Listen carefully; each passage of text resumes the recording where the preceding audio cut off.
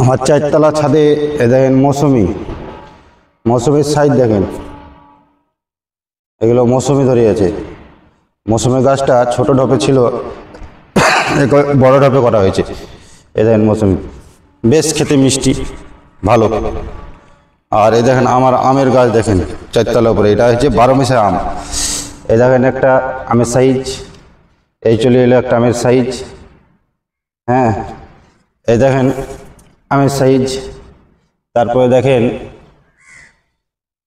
এই একটা আমের সাইজ ছোট, মানে 12 বেশি আম থাকে। এ দেখেন ছোট সাইজ।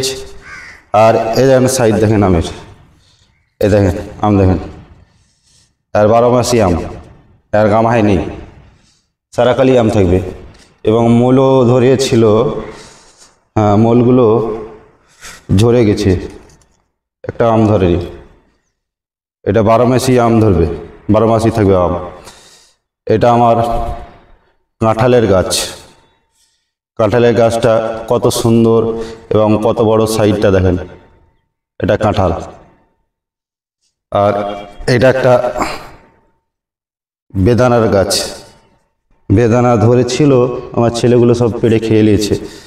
বেদানা নাই, 11টা আছে ছোট ছোট সাইজের, এটা বেদানা। হ্যাঁ, তারপরে এ একটা দেখেন আমের গাছ, এটা 12 মাসে না,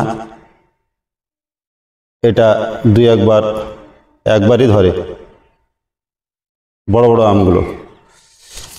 এ একটা লেচুর গাছ, লেচুটা ছোট ঢপে ছিল, একে বড় ঢপে করা হয়েছে। দেখেন লেচুর।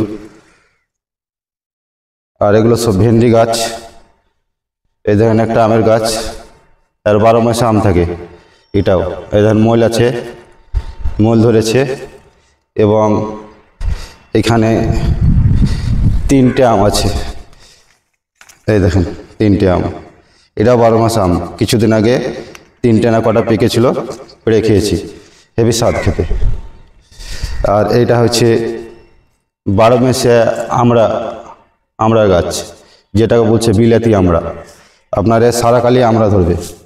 এই দেখেন আমড়া ধরে আছে, এই মূল এসছে। হ্যাঁ, আর এই দিকটা বড় সাইজ, কিন্তু এই সাইডটা ধরে না, এটা এখন ধরতে লাগেনি, তবে আশা করি ধরবে।